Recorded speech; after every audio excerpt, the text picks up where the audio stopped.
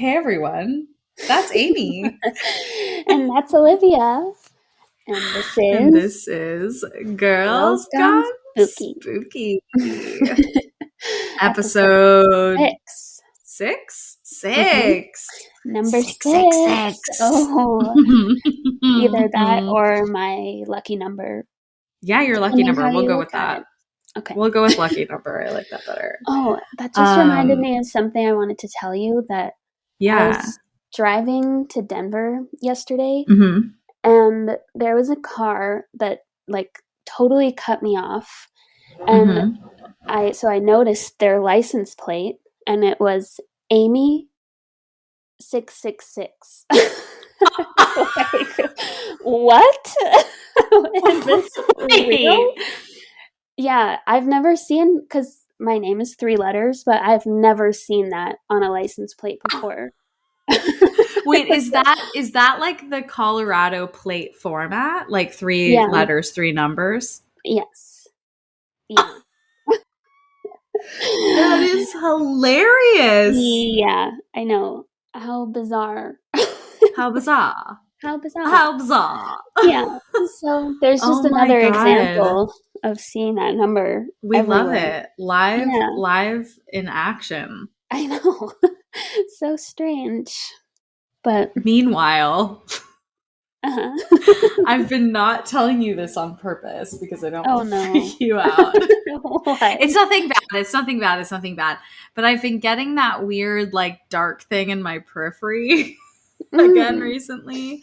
But here's the kicker, is that I received some flowers for my birthday, and I've noticed that there are a couple fruit flies in my apartment. And so I'm going to choose to believe that it's fruit flies flickering on the periphery of my vision. But what that doesn't account for is the fact that it started before my birthday. So I don't love that, but it's fine because nothing bad is welcome in this here condo. Yes. We know what to say. You know what to say. No, thank you. No, thank you. No, thank you. No, thank you. No, thank you. It's also getting very dry here, so I wonder too if it's like dryness with like fruit flies. It's just like a big melange of things mixing together. Do you love how I'm just grasping for explanation here? Trying to rationalize it. It's good. It's good. Yeah. So you're getting haunted by angel numbers, and I'm getting haunted by a demon. I hope not. That's that shit I do like.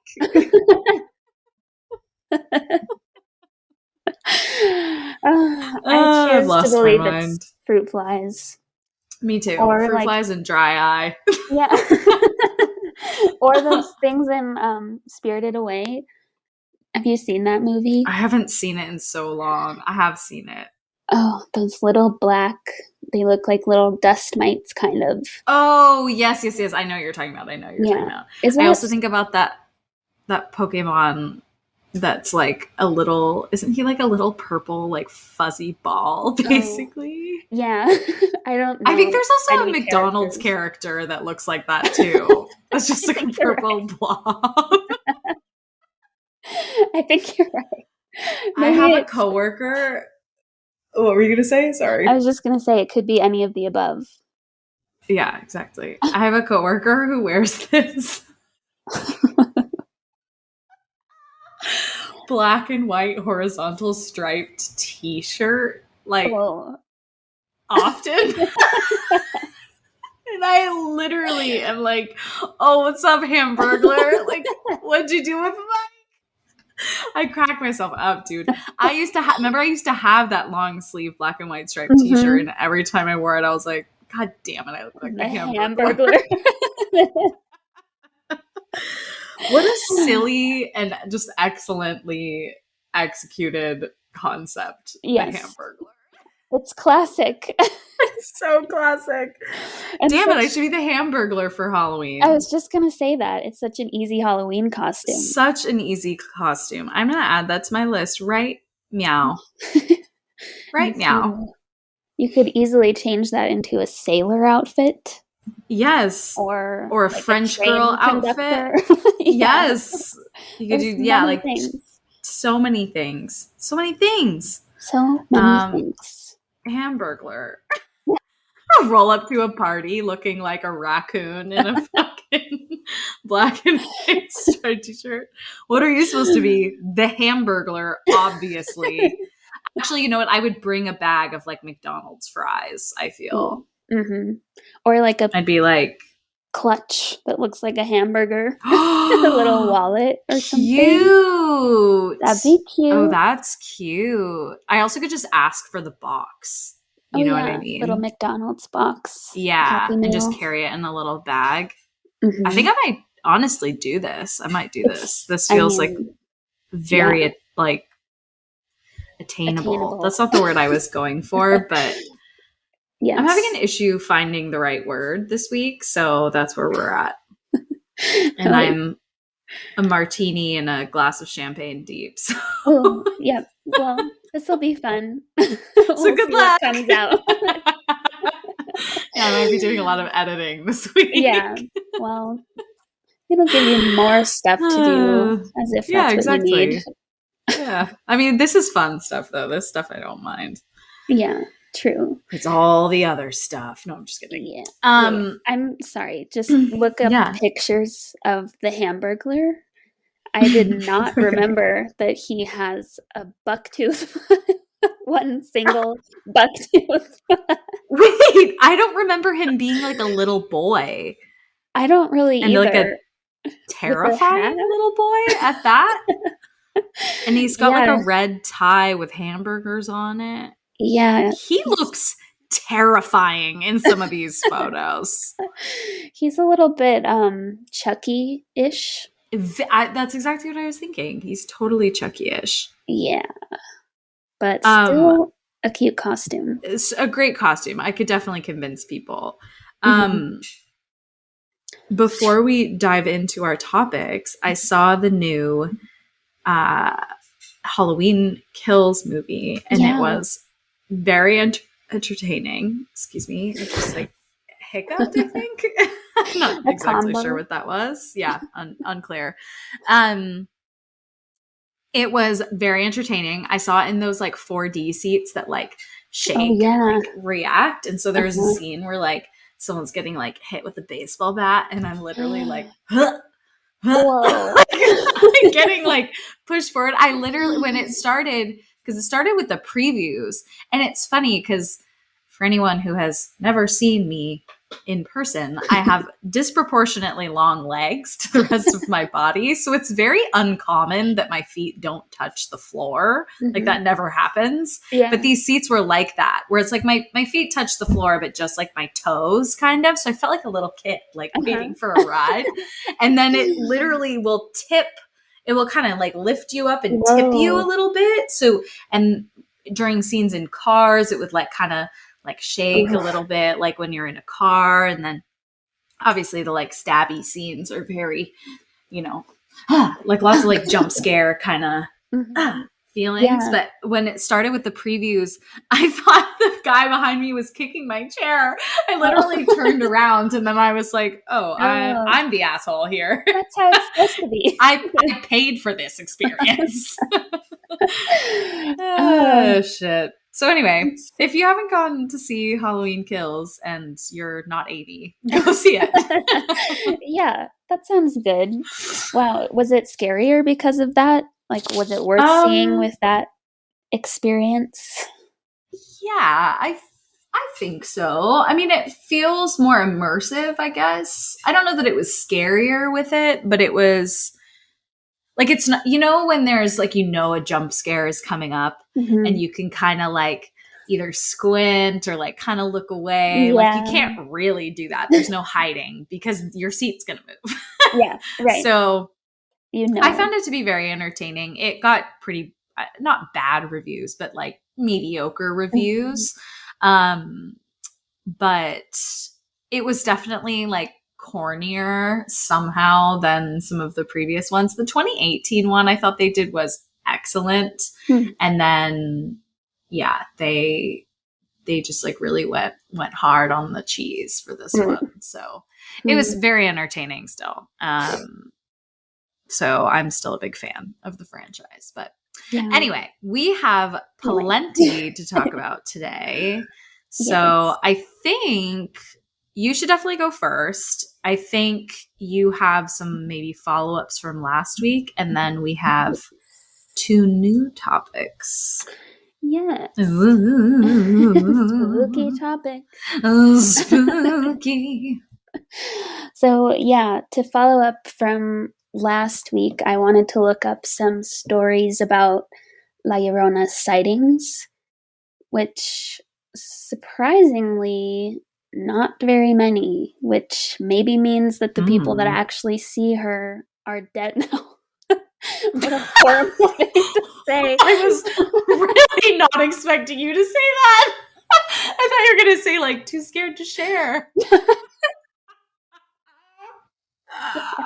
I mean, she is an evil spirit. So yeah, she's not Gucci. Yeah, I don't know. That's a horrible thing to say. I don't know why that like really caught me off guard. They're probably dead now, so they can't retell their stories. I mean, that's just one theory. It's the right theory, though. Probably. I like where your head's at. Yeah, I like where your head's at. But so the stories I could find were mostly of people who heard her wailing, and most of them took place in Texas, because I think that story, like, though it's spread everywhere, they think that it originated maybe on the border of Texas and Mexico, or at least just on the Rio Grande. So anyway, this one came from Reddit by NM Nurse, and this is her mom's story. So let's see. Her mom was, I'm going to kind of paraphrase because it's a little long. Yeah. So her mom was 10 years old and staying with a friend whose house was next to a small ditch filled with water. So they were hanging out. Basically. A moat. Yeah, they were hanging out in the friend's bedroom, listening to music, and it was already dark outside, so they were just hanging out doing 10-year-old girl things. And summoning demons. Yes, in our case, that's what it would be. Sorry, I'm done interrupting. Well, she didn't go into details, so all she you never said know. Was, you never know. But anyway, they both started to feel an overwhelming sense of anxiety and terror, and then they started hearing crying or wailing. And they both heard it but brushed it off as being a cat or a drunken neighbor. But soon the crying began to become louder and more obnoxious, like it wanted to be heard. The girls paused what they were doing, staring at the window. Once they looked that way, the crying became ear-splitting, so loud it resonated over the stereo. And both girls put their hands over their ears, fearful of what was happening. The friend's grandma burst into the room with a rosary, and she was screaming over the crying, praying in Spanish. And when she did that, the radio started to static, and the lights began to flicker. Both the crying and the praying booming extremely loud until everything went quiet. It all stopped. The grandma said a prayer over my mom and her granddaughter and made them go into the living room, instructing them not to return to that room for the night and not to look out the window. So, creepy. Whoa. That is very creepy. Yeah. So, it's always an abuela, dude. The abuela always comes in and saves the day with these. I know, because she knows. She's not a skeptic.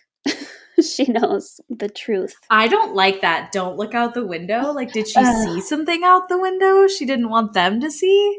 I don't know. I think the assumption was that she must have been standing out there and getting closer since the screams were getting louder.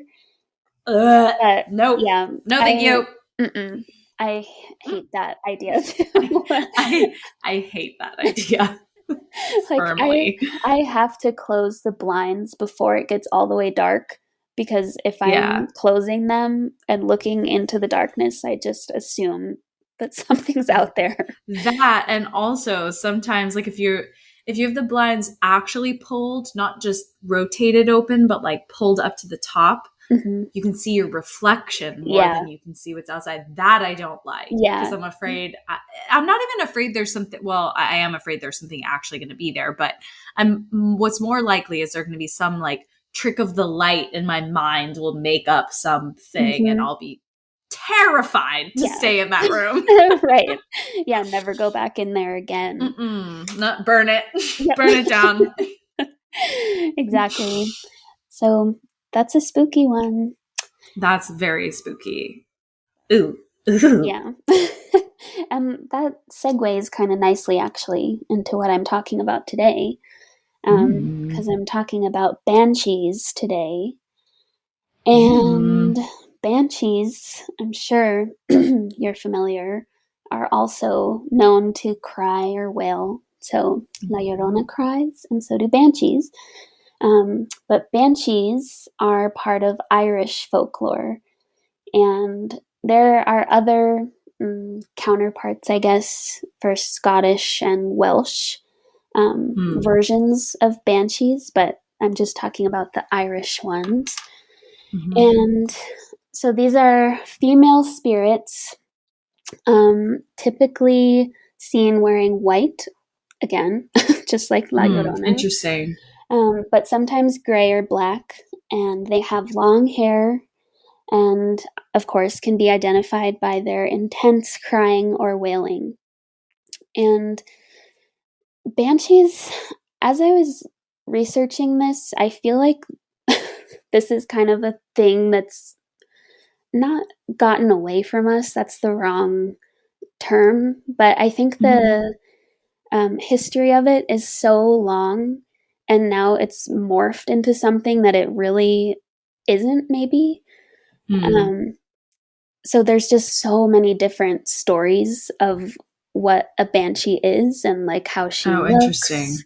And what it means. So, like, for example, banshees have been said to appear in a variety of different forms. Sometimes they'll look like a female family member that has passed on and remains to watch over your family. Some look old and witchy and haggard.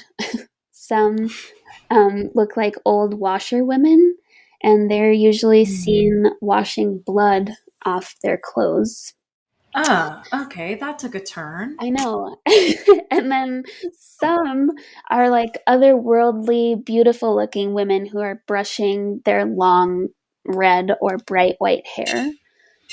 And some also say that she's either inhumanly tall or like very short, like 1 to 4 feet tall. So there's sorry, 1 foot tall. So she's a leprechaun. Yeah, exactly. And that's where I think wires are getting crossed or something, because those things like don't really have a through line at all. No, it's just like that's like woman. The least imposing image. Like a tiny, okay, minus the blood washing, but like a tiny little woman, a 1 foot tall woman brushing her hair. I'd be like, sup? What you doing? What if she was wailing really loudly though? I mean, I'd be like, are you good? Are you okay? Do you need me to call your parents? How old are you? You're the size of an infant, but you look 90. Benjamin Button style. Yeah, little old woman baby. Yeah. 1 foot tall, dude. Okay. Yeah, strange. But so banshees are basically spirits that herald the death of a family member of the person who hears them wailing. So it's like a warning cry, basically. And typically her wailing is called keening. And in terms of banshees, keening is basically synonymous with crying or wailing, but keening was actually also a practice that was done at funerals in old Irish tradition by humans, not banshees. Right. And it's described as a vocal lament, which was constitutive of poetic elements like the listing of the genealogy of the deceased, praise for the deceased, or emphasis on the woeful condition of those left behind, but set to vocal lament. So I imagine it just sounded like, I don't know, cry speaking, like you're crying and speaking at the same time. Almost like singing, it sounds like sing-songy, but very sad. So yeah, I'm imagining like a sailor song. You know, they have those like seafarer songs. I feel like it would be something like that. Maybe? Yes. Yeah. I think it's not done anymore, so I couldn't find any examples of it. But yeah, I guess that's where the term keening came from. Yeah. And let's see, banshees, which, by the way, Irish is maybe the least phonetic language. Oh my God. It's ever. So counterintuitive. Yeah. So I think the Irish word is pronounced as banshee, but it's spelled like bean seed. So I hope that it's actually banshee, but it could be wrong. Well, that would make sense because like Siobhan, Sinead, those are just SI words. Right. Yeah. So it would make a sh sound. Yeah. Yeah. I think we'll go with that. Yeah. So I mean, that's what everyone else says. So who are we to say no? I don't think it's bean seed. So. Is that a bean seed I hear? That makes it even less scary. I know. Sorry. It's not Maybe supposed that's to be scary. Yeah. Yeah, that's true. Because actually, so banshee translates to fairy woman, or sometimes fairy woman of the mound. And the mound is referring to burial mounds on hillsides. Oh. And I think this is just because of their affiliation with death, not because they're only seen near the mounds or haunt the mounds or anything like that. Yeah. And let's see, traditionally, banshees were believed to only be heard by families of pure Irish descent, which I had no idea. And that is the O'Neills, the O'Briens, the O'Connors, the O'Grady's, and the Kavanaghs. But wait, it's literally just those family lines? Yeah, that's what it originated as. But then they say that as generations have gone on and families have mixed, it's a lot wider of a pool than it once was. I would hope. Otherwise, incest city. Come on, guys. Yeah, I don't think it would hold up anymore. But yeah, like for those families, having a banshee was kind of a blessing, because they were given the privilege to prepare for whatever was coming. I see. Where other families couldn't have that.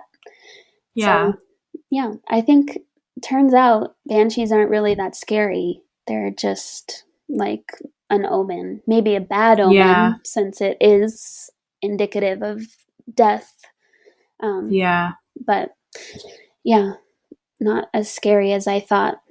No, me too. The way they're portrayed in like Charmed and Supernatural, and I think they're even maybe banshees in like Buffy the Vampire Slayer. Like they're always they're more like La Llorona. Like they have that kind of edge. They almost like a mix between like a woman in white and like a siren.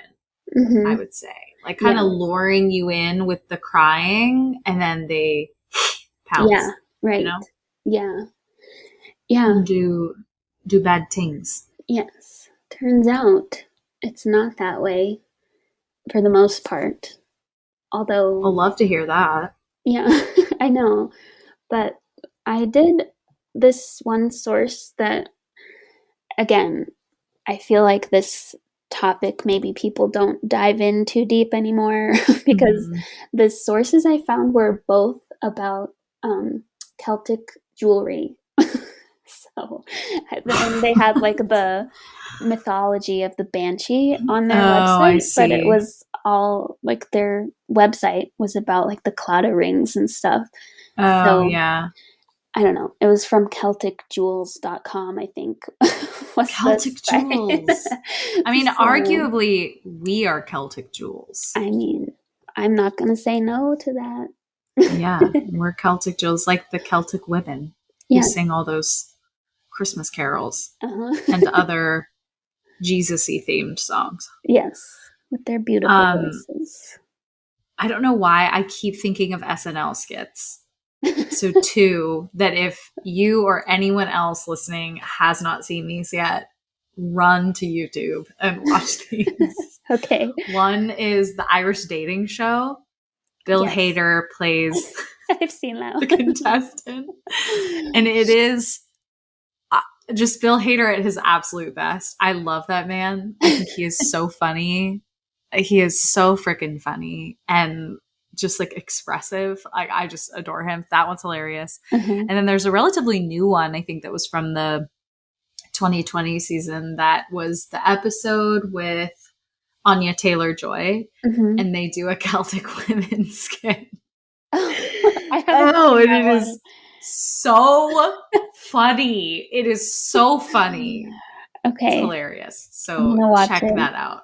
Yes. And definitely. Anyone else listening, give it a go. Okay. Will do. Because I haven't watched SNL in a long time. It's so good. I think it's starting back up soon. Or maybe it already has started back up. Because I've seen that too. Kim Kardashian was on, and apparently she did a really good job. So yeah, I heard she did too. I watched her. She made one like really weird OJ comment in her intro. Yeah, like talking about basically saying, I shouldn't even try and paraphrase it because I watched a clip, so it would be out of context, but apparently there was like a large group of people who created backlash the next day because they were just like, that was so insanely insensitive. I think like the family of, his late wife. I honestly don't even know all the details of that case. So yeah, neither do I. I never watched The People versus OJ, but I heard it was so good. So I need to actually just like watch it. But yeah. Anyway, I digress. So the second theme for today is from the same area of the world, from Scotland. And I just wanted to do a little shout out because I was looking on our like demographic breakdown for listeners, and the majority of our listeners are from the US, which makes sense. But we have people listening from the UK, Canada, of course, where I am, Germany, Switzerland, Iceland, and Russia. Wow. I don't know. How cool. Yeah. I had no idea. Awesome? Thank you guys. Hey guys, thank you. So international. We love to see it. I don't know if, the majority of those European folks are regular listeners, but we love to see it. So that's amazing. Thanks so much for listening. Thank you. And it's so validating to just know that they're weirdos like that. Us all over the world. We love this stuff. Exactly. I love it. Yep. So we're going to talk about our next topic, which is a little less spooky, but still eerie. It is coming at you live from Inverness, Scotland, the Loch Ness Monster. Woohoo! So, thank you for that. Let's hear it for Nessie. One more time for the people in the back. So the Loch Ness Monster, for anyone not familiar, is this article said from history.com calls it a mythical animal, but I'm going to put mythical in air quotation marks. Yes. So come on, history.com. You can't rule out what you don't know for certain. Exactly. So the Loch Ness Monster is a, quote, mythical, end quote, animal that allegedly lives in Loch Ness, a large freshwater lake near Inverness, Scotland. Although accounts of an aquatic beast living in the lake date back 1,500 years, all efforts to find any credible evidence of the animal have failed. That has not dampened, however, the public's enthusiasm for any news about Nessie. So Loch Ness in Inverness, it's located in the Scottish Highlands. And fun fact, it actually has the largest volume of freshwater in Great Britain. It's reaches a depth of nearly 800 feet and is about 23 miles long. So she's a big boy, this Giant. lake. She's a big one. Wow. So people refer to the Loch Ness Monster as Nessie on occasion. All throughout really Scottish history, dating back to around 500 AD, when local Picts carved a strange aquatic creature into standing stones near Loch Ness. Now, I don't know who or what the Picts were, but I assume early Scottish settlers or early settlers in Scotland, native peoples, I would assume. So the earliest written reference to a monster in Loch Ness is a 7th century biography of Saint Columba, who was an Irish missionary who introduced Christianity to Scotland.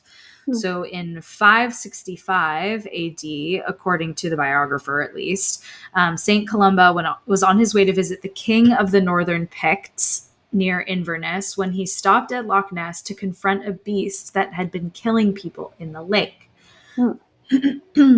Seeing a large beast about to attack another man, St. Columba intervened, invoking the name of God and commanding the creature to go back with all speed. That's a quote, to go back with all speed. Since, people don't talk like that.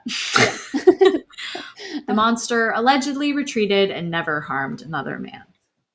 So that was the first written reference to the Loch Ness Monster.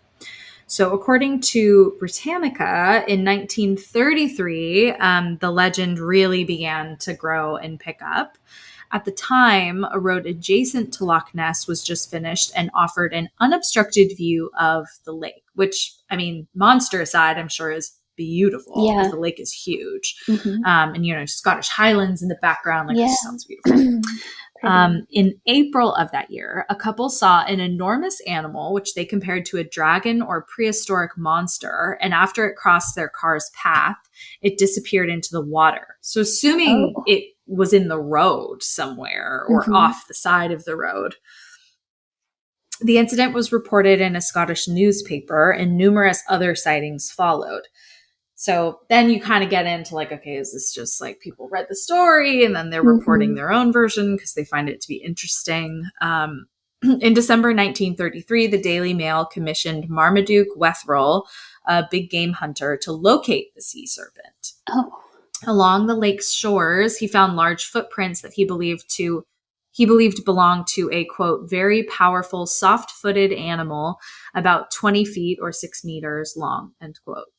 However, upon closer inspection, zoologists at the Natural History Museum determined that the tracks were identical and made with an umbrella stand or ashtray that had a hippopotamus leg as a base. Whoa. Weird. Wetherell's role in the hoax was unclear.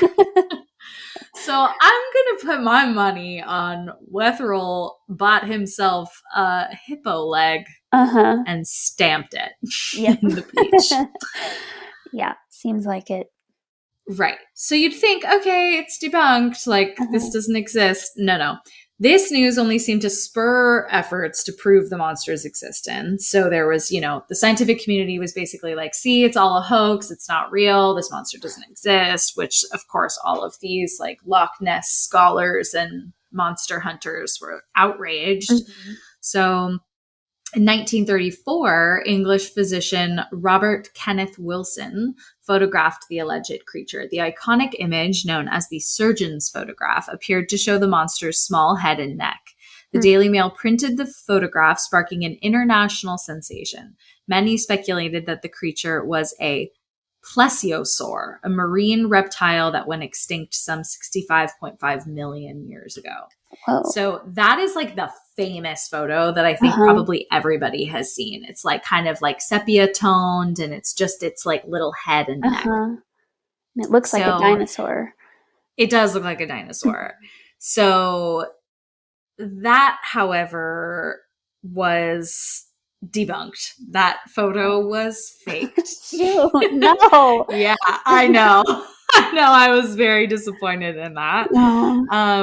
But there was a lot more research done around that time as well. So the area attracted obviously numerous monster hunters or, deep marine life hunters. Mm-hmm. And over the years, there were several sonar explorations, notably in 1987 and 2003, which were undertaken to locate the creature, but none were successful.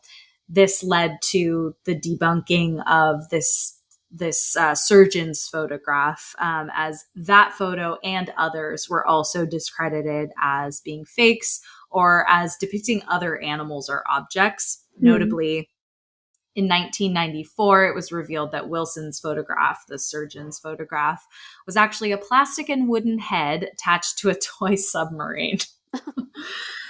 I was like, man, come on, Rob. Yeah, come on, Rob, have some integrity. Mm-hmm. So in 2018, researchers conducted a DNA survey of Loch Ness, which determined what organisms live in its waters, which is just so cool, and honestly makes me fully regret not going down a totally different career path and becoming like a marine biologist, because this seems dope. Yep. No signs of a plesiosaur or other such large animal was found, though the results indicated the presence of numerous eels. This finding left open the possibility that the monster is actually an oversized eel. Despite the lack of conclusive evidence, and also disappointing. No better than a monster, really. No, eels are so creepy. Yeah. But despite this lack of conclusive evidence, the Loch Ness Monster remained and remains popular and also profitable. In the early 21st century, it was thought that it contributed nearly $80 million annually to Scotland's economy due to all the tourism and tours and, trinkets and all that stuff. Wow. So some interesting just data points to note. So as I'd mentioned before, these plesiosaurs, these marine dinosaurs, were thought to have died off with the rest of the dinosaurs around 65 million years ago, which is just such a massive amount of time. Yeah. I really just can't even comprehend that. My tiny human brain just can't wrap its head around that. But some other interesting data points that are kind of related. Loch Ness was frozen solid during the most recent ice ages, however. So this creature would have had to make its way up to the River Ness from the sea in the past 10,000 years. Mm-hmm. And the plesiosaurs, believed to be cold-blooded, would not long survive in the frigid waters of Loch Ness. So doesn't really make sense that would be it. Mm-hmm. More likely, others suggested it was an archaeocite, a primitive whale with a serpentine neck that is thought to have been extinct for 18 million years. Skeptics argued that what people were seeing in Loch Ness were seiches. It's Seiches. Seiches. Oscillations in the water surface caused by the inflow of cold river water into the slightly warmer loch.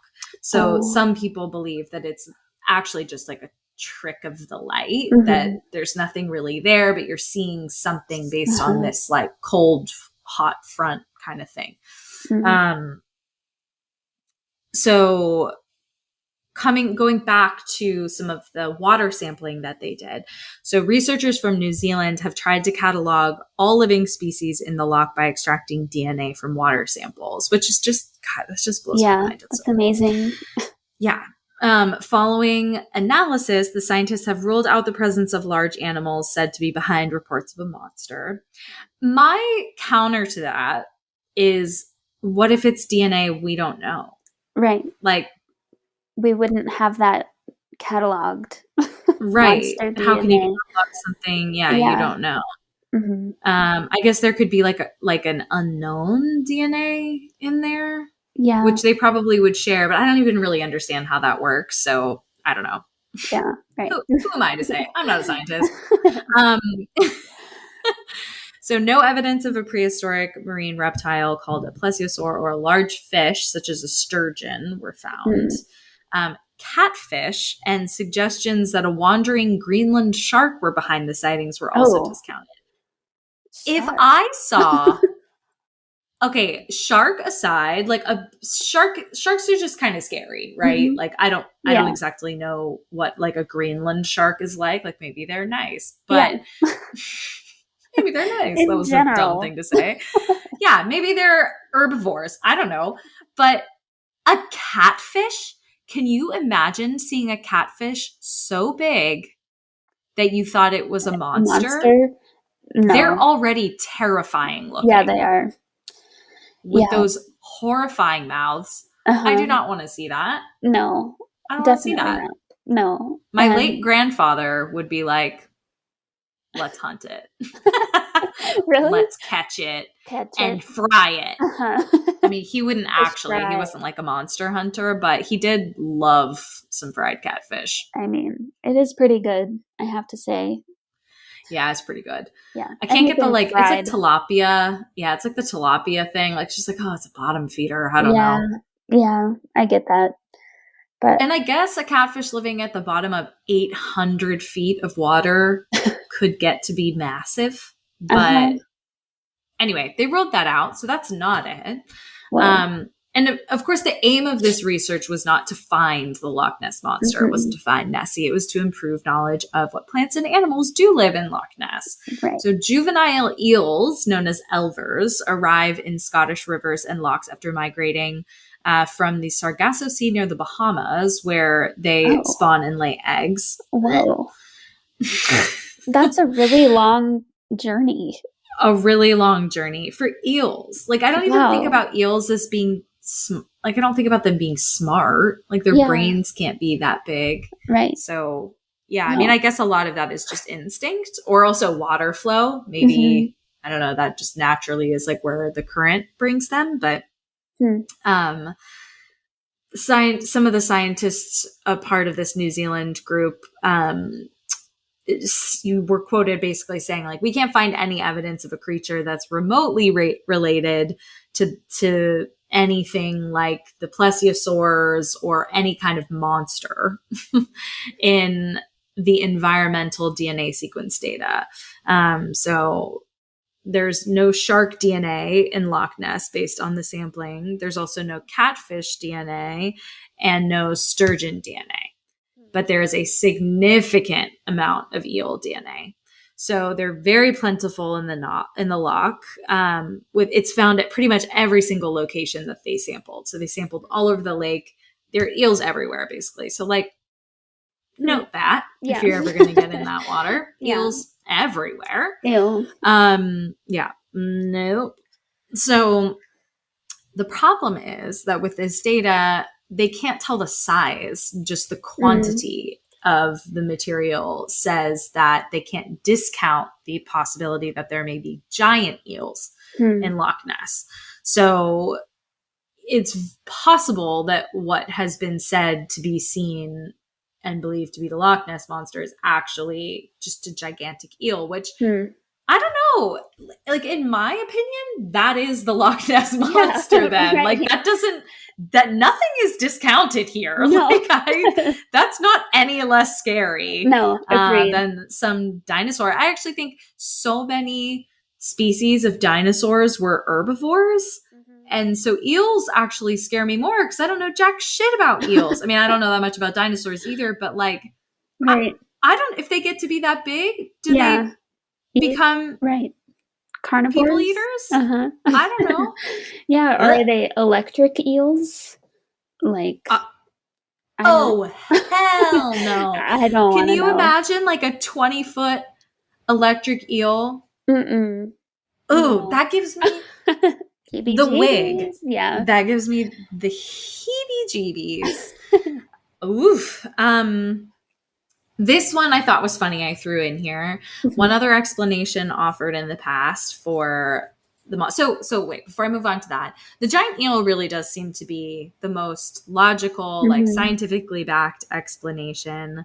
A lot of what people have like taken photos of in the past seem to be like huge sticks from like underwater trees and stuff like that, or foliage that, you know, float to the surface, and people see this massive kind of curved shape and are like, holy shit, it's the Loch Ness monster, but really it's just like a massive branch.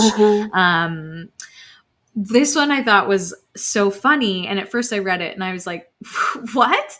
But then it actually kind of makes sense. So one explanation offered included swimming circus elephants.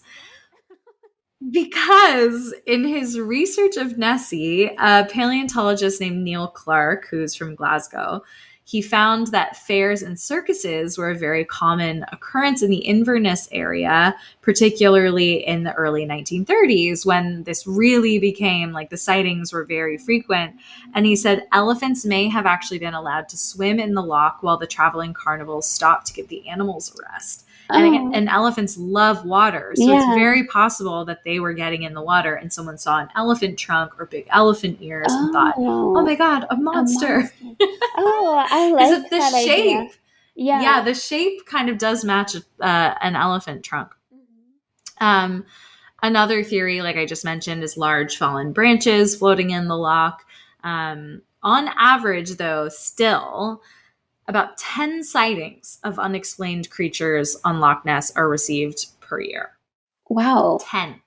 So it's not like this is like died off and people don't give a shit. Like clearly they still make a lot of money from, you know, making little keychains and stuff like that. And also just tourism. Yeah. But it's just so interesting. So I did pull a couple examples beyond the surgeon's photograph, like photos people took and, you know, sightings, like the top 5 like sightings from the last, I don't know, 100 or so years. So I'll just run through them quickly here. So an amateur photographer named David Elder took a photo in August of 2013. The snapper of, meaning David of East Kilbride, said, out of the corner of my eye, I caught sight of a black area of water about 15 feet long, which developed into a kind of bow wave. Water was definitely going over something solid and making a wave. And the photo is weird. Like it doesn't look like a tree branch, but I guess it could be a really smooth tree branch. It looks really consistent in like shape and like how it's positioned, kind of. It looks like there's motion to it. I'll send it to you afterwards, and we can post it on our Instagram too. But it's very interesting, and that's really all there is to it. Like it's just like he took this photo, he thought it looked weird. That's it. No one can explain it really.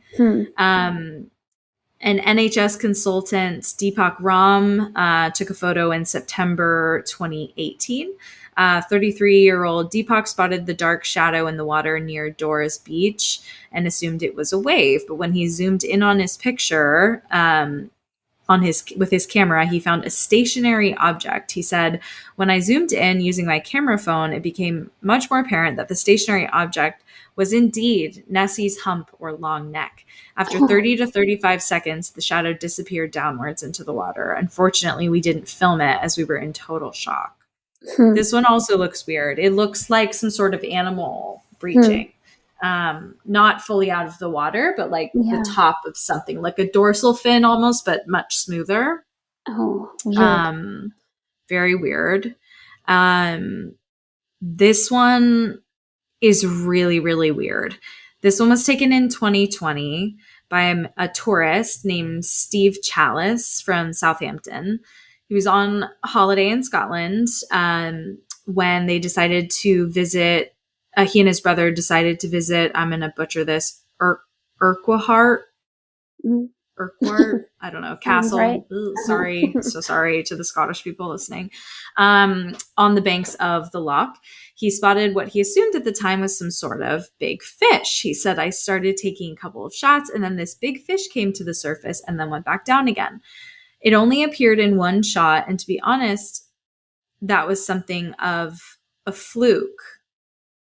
I watched for a while, as you can see from the last picture, but I didn't see it again. So I don't fully understand exactly what he's saying there, but it looks from the photo that it's about 30 feet away and it's about 8 feet long, at least the part that's out of the water. And it looks like an animal. Like unless it either looks like a big rock or an animal, but a big rock wouldn't like just suddenly descend into the water. So it looks like a whale to me almost. Whoa. Not as wide, but it's really weird. I'm going to send you all of these after. Okay. I can't wait. Yeah, it's really fascinating. And I can see how people get so hyped up about it because it's like, there's all of this scientific evidence and all this debunking, but it's so weird. Like, why are there so many weird sightings? Is it just because people are hyper vigilant and aware of it, or what is it? Yeah. So compelling evidence for the existence of something beneath the loch was also provided by a sonar image captured by Cruise Loch Ness director Ronald Mackenzie, showing a huge white shape estimated to be 33 feet long, about 500 feet below the surface of the loch. The sonar image was captured by Ronald while he was skippering a catamaran. He said it was right in the middle of the loch, about 170 meters down. It was big, at least 10 meters in length. The contact lasted about 10 seconds while we passed over. I've been on the loch since I was 16 old and I have never seen anything like it. We have real state-of-the-art sonar on the new boat and it doesn't lie. It truly captures what is there. You can't actually see the an image of what it is, but you can see a screenshot of the sonar screen, and there's clearly something down there. So that is very interesting. And for someone who like knows the lake so well, and that just seems really weird. Yeah, definitely. And with like, technical equipment, like this isn't, some shoddy setup. Yeah. And then number 5 and the final one, in the first in the series of monthly film reviews of Scotland from the 1930s, this incredible clip, which has been posted on YouTube by the National Library of Scotland, which I will also link on our Instagram, claims to be the first filmed sighting of the Loch Ness Monster. It's a 32-second film. It's shot in black and white and shows what appears to be a moving shape under the water. And they just show a clip of it. And again, it looks like a giant animal of some kind, like a whale or something. I think the only thing about all of this that makes me nervous is, well, I guess happy actually, is that it's managed to survive this long, whatever it is, because people get a little crazy about stuff like this. And I could see someone, like big game hunters being like, let's kill it. And when I don't hear about people dying in Loch Ness frequently. No. I mean, if they do, it's probably drowning. So, which is sad, but not this poor thing's fault. So hopefully he or she can keep it. I don't know. Maybe they're gender non-binary. I hope that it can just keep living in peace and keep providing little glimpses for us to obsess over. Right. It keeps things exciting. Unless it's a giant eel. Yeah. then to hell with it. We can get it. We can kill it. Yeah. Agreed. So that is the Loch Ness Monster. Wow. Maybe we need to travel there instead of to Mexico. Ooh, we could just do both. Yeah. Back to back. Yay. Back to back. We going back to back. Yeah. I'm game. I'm game for that. That'd be cool. I can't do I was really just about to do a Scottish accent, and then I was like, don't do that. Don't do that. You don't know how to do that. It's going to sound terrible. And you're probably going to offend someone. So don't do that. Potentially. Yeah, we'll just not do that. It's such a hard accent to It's so hard. Irish too. Mm-hmm. Yeah, truly. I've heard Irish more than Scottish, but still can't quite get it. No. Not quite there. Yeah. Well, this has been a very fun episode. Yeah. I loved researching the Loch Ness Monster. Yeah. I don't know why I'm so tickled by just the idea of it. I don't know. I think I kind of imagine something like a dragon-like thing, just having a tea party at the bottom of Loch Ness. Like just making friends. Yeah. Literally, like making friends with other, I don't know. I'm just picturing basically like an animated movie plot, but it really just, I just am so tickled by that image. So I'm going to let that image live on in my mind. Yeah. Just pops up to say, hey, every once in a while. But bye, buddy. Hope you find your dad. You're like a narwhal. Exactly. Yeah. Oh, shit. Just living his life. Funny. Yeah. I like that. I think our next episode is our Halloween episode. Yes, it is. Oh, I can't wait. And now you have your costume. I know. On All Hallows Eve, when the moon is around, a virgin will summon us from under the ground. Oh. I've already watched that twice this season. I'm thinking I'm due for another. I mean, no, 100%. I actually don't have plans for Halloween itself, so I may watch that. Yeah, why not? Dress up as the Hamburglar by myself. Order some Mickey D's, throw on Hocus Pocus, and then OD on candy corn. Perfect. Candy corn. Do you like candy? No. No. I was just going to say, I think I might be the only person on planet Earth who likes candy corn. I think Dave really likes it too. And it's so good. Like, what's not to like? It's just sugar. Yeah, exactly. I think that's the thing. Like, I have such a sweet tooth. But that's why I love chocolatey stuff, is because it's like not overly sweet. Tame. Yeah, it's a little milder. Exactly. The like pure sugar things. Really, it kicks you in the teeth. I mean, it's like, whew, she gets in there. Yeah, and you and Dave both have like old people gums. Like sensitive as heck. We do. We really do. I mean, that's probably why a lifetime of eating candy corn. Oh man, when I was a kid, the trash candy I used to eat, like, remember those sour spray things? Oh yeah. Why was that ever FDA approved? Like, what? That's just like, that's a cavity in a bottle. It's literally a cavity in a bottle. And I was I think the other reason, really quickly on the Loch Ness thing, another reason why I just am so in love with it is I grew up for summers and most winters too, going to Lake Tahoe. And to me, like, they had Nessie actually like a wooden, almost like a totem pole, but it was just like a Nessie sculpture painted all green. And there's a photo of my brother and myself actually like posing in front of it when we were little kids. But it was just, I don't know, that it always felt connected to me somehow, like the Loch Ness Monster and Lake Tahoe. And I don't know, Tahoe seems big enough to maybe have something like that. And for sure. I don't know. I always thought it was like, oh, well, if it could be there, then it could be here. Yeah. And that's so like spooky and cool and whatever. Fun to imagine. Yeah, exactly. Especially as a kid. But did I scare myself with that thought when I was jumping into the lake many times? Well, yes. Yes, I did. But there was one time when I went to Tahoe with a friend of mine in high school, and we basically went to the drugstore, bought bags of candy, like each had our own like shopping cart bag or shopping bag, whatever, the plastic ones, like full of candy. And then we both bought those spray things, and we were like, let's see who can do the the most sprays. I almost said the manyest. The manyest What is sprays. wrong with me? Yeah, in one sitting, who can do the most sprays?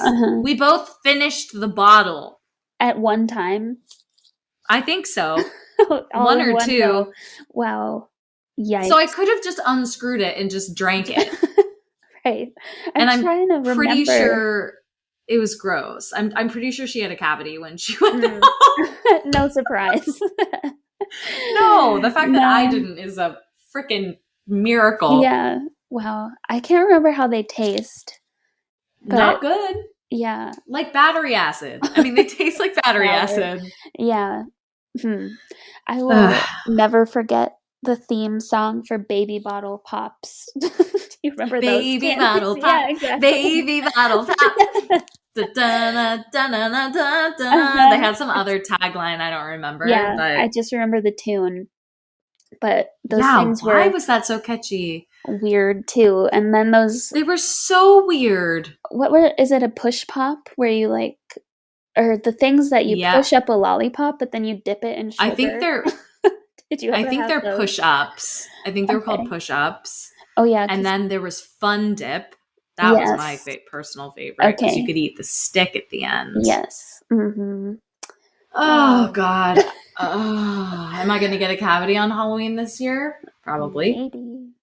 Maybe. We'll someone, Sarah, my friend Sarah, for my birthday sent me this really cute, like, little, like, gift box for my birthday. And it had this, like, pretty big bag of caramel corn.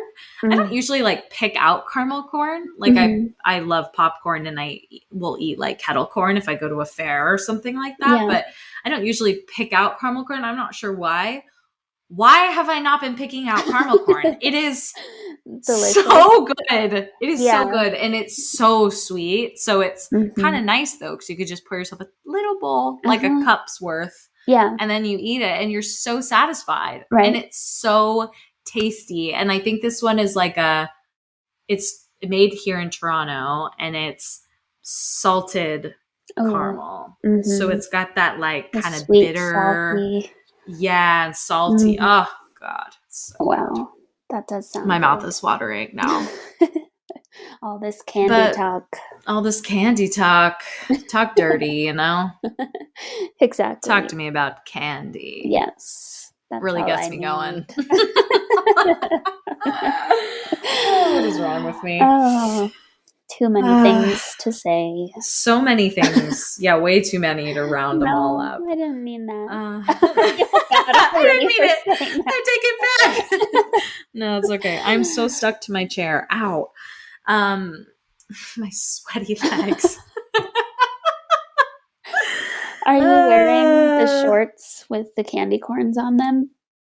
I'm wearing the Boo shorts. Oh, that's exactly what I thought you were wearing. Yeah. But I thought they had candy corns on them. No, they don't. These shorts we used to, when I was little, my mom and I, for like minor holidays, would get my brother boxers, like every minor holiday, like Valentine's Day, birthday. Easter, birthdays, but that would just be like a little gift.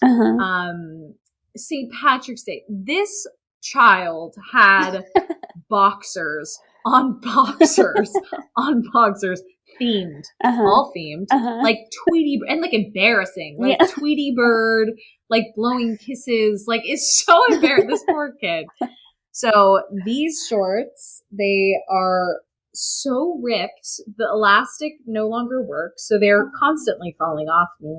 But they're so freaking soft, and I think we got them for him in like 8th grade, so this would have been 2004, maybe. Wow. Like, a long time. Yeah. And he was going to give them to Goodwill, and I said, I'll take those. Yeah. Good thing you did. Been wearing those as long as I've known you. Yeah, exactly. They've lived on my ass. A place of honor. Yeah. I like that. It is a place of honor. It is a place of honor. God damn. All right. Yeah, we should wrap this up before I totally lose my mind. Thank you so much for listening. Yes. Thank you. We have social media, so follow us there at Girls Gone Spooky on Facebook and Instagram. Mm-hmm. And like and subscribe and rate us, please. And email us if you have stories. It's also girlsgonespooky@gmail.com. Yay. Yes, please. And stay spooky, guys. Stay spooky. Thanks for listening. Stay spooky. And we will be back for a special Halloween episode next week. Yes. All right. Thanks, y'all. Thank you.